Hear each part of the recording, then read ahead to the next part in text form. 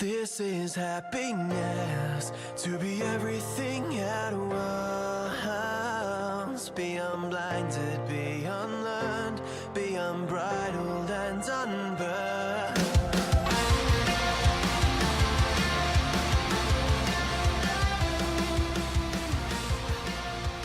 Hey everyone, and welcome back to a brand new episode of Mood Prep.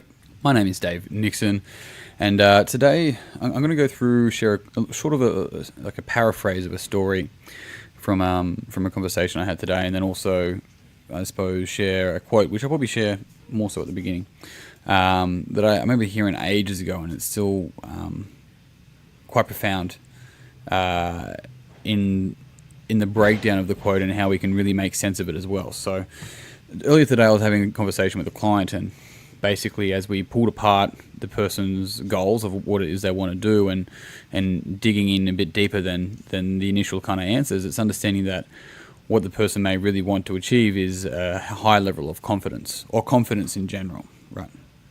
And this is quite interesting. And so it's like, if I become better and I do more and I improve, then I'll be confident. And it's like, actually, you already have that confidence within you.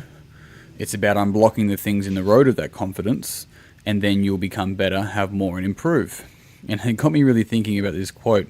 And by the way, that's how it works. I'll expand on it a little bit shortly. But this quote, let's see if I can find the actual poet.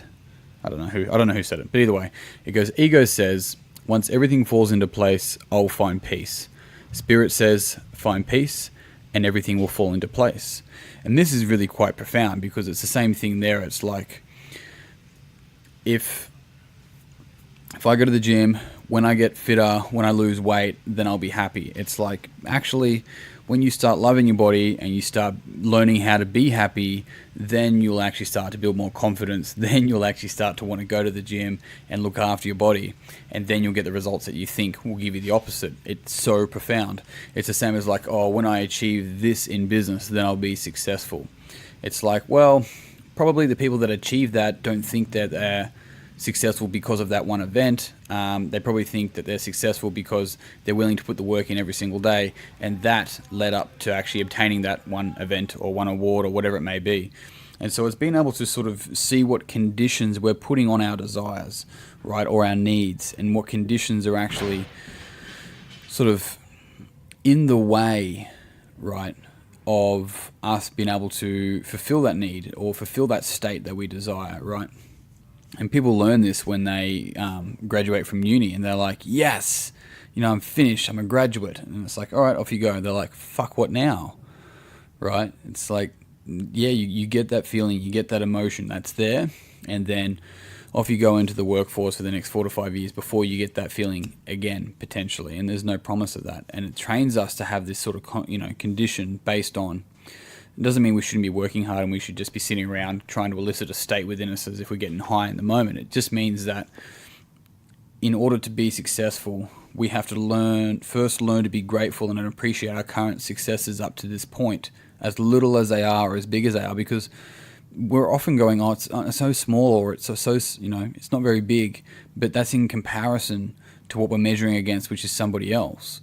And so what we need to be able to do is go, actually, you know what, I fucking got off the couch today. I took my ass around the block.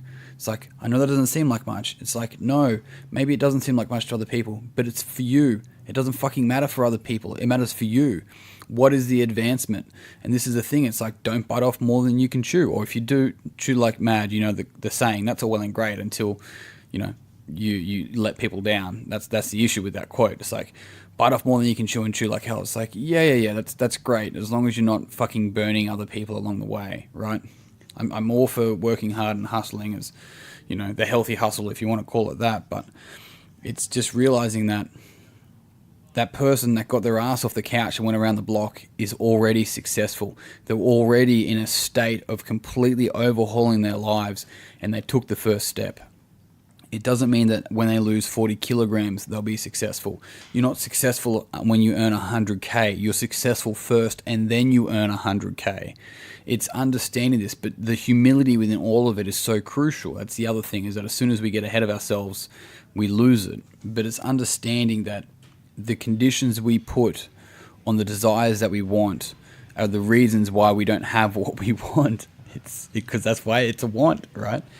And where, go back to that original quote of like, when everything falls into place, right? Everything that's not in my control, right? That's what it means. Falls into place, right? When everything aligns, then I'll be at peace. I'll react to it, and then I'll be okay when everything else falls into place. You go, right. Or what can I control? I can control my ability to at least move into a state of inner peace, and then everything doesn't fucking matter so much, right? The fact that someone cut me off in traffic, my thing that I bought on eBay is still, a couple of days away, that it said it's meant to be here now, it didn't happen. Like, none of that shit actually matters. It's all rubbish. You lost your keys and your wallet. It's such a bad day. Really? Someone literally had to get their leg amputated today. Let's not play comparisons, sure, but if losing your keys and losing your wallet, right, like, that shit is fine. Like, it's not an issue, but it's the way that we choose to perceive peace in the moment and just deal with the situation as it is. And this is one of the reasons why I go back on Stoic philosophy so much, because it's just like, okay, well, it is what it is. What are you going to do about it? And it doesn't mean that it just removes emotion and that you're not allowed to be sad or be happy. It just means that, well, where do we give our energy and our attention where it doesn't belong or it doesn't deserve? Another way to think about it is, are you giving energy or space, rather, are you giving space in your head for people that don't pay rent? Think about that. They're not doing it, you're doing it. That's you.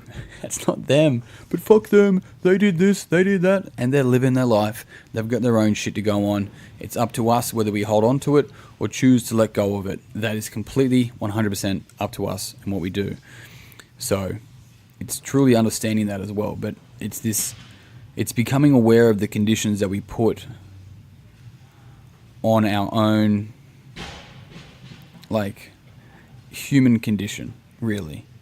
It's like, you're allowed to feel loved, because if you're putting conditions on your love, it's like, oh, well, when I lose the weight, then I deserve to be loved. It's like, you will never be loved, because when you get there, you will just put another fucking condition on it. So this is what I find so interesting when people are like, oh, I love my body, and they eat a cupcake. And it's like, no, just say you want a fucking cupcake.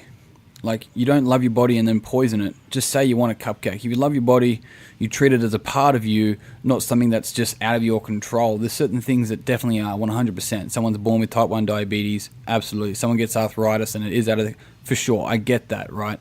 There's more to it than simply a 10-minute podcast and a 2-minute segment on it. But what I'm getting at here is that when we can start to connect the body, the mind, and the soul put together, right, and we start to recognize the three brains, which is the brain, the heart, and the gut, and the communication that's happening between all of that, we see ourselves as a whole rather than just trying to see our bodies so external to us and, I'm constantly fighting it and all this sort of stuff. It's like, until we learn to love our bodies for what it can do and the fact that we're here now, and I'm not sure if I mentioned this in another podcast or not. I can't remember. I've talked about someone recently, like, people don't realize that they've already won.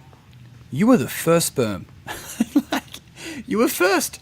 That was a pretty hefty race. There was a lot of entries.